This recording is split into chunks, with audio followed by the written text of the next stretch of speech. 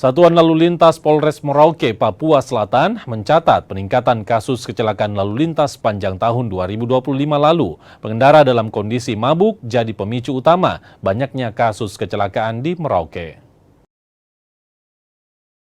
Pengendara berinisial S ini meninggal dunia usai alami kecelakaan di pertigaan Jalan Kamizaun Yobar, Merauke, Papua Selatan pada November 2025 lalu. S meregang nyawa setelah terjatuh ke dalam drainase. Satlantas Polres Merauke sempat lakukan olah TKP.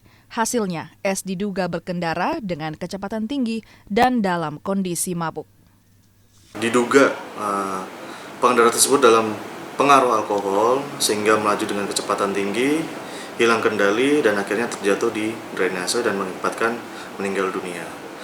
Kasus kecelakaan yang menimpa S hanyalah satu dari ratusan kasus kecelakaan di Merauke akibat minuman keras. Satlantas Polres Merauke bahkan mencatat sepanjang tahun 2025 lalu, kasus kecelakaan lalu lintas lantaran pengendara mabuk berada di urutan teratas.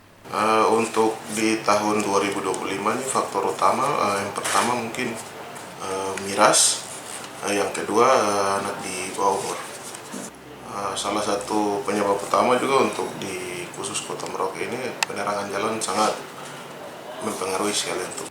Sepanjang tahun 2025, Satlantas Polres Merauke mencatat terdapat 218 kasus kecelakaan yang masuk dalam laporan. Dari total kecelakaan itu, 102 orang alami luka ringan, 223 korban luka berat, dan 47 korban meninggal dunia. Katlin Romera, Kompas TV Merauke, Papua Selatan.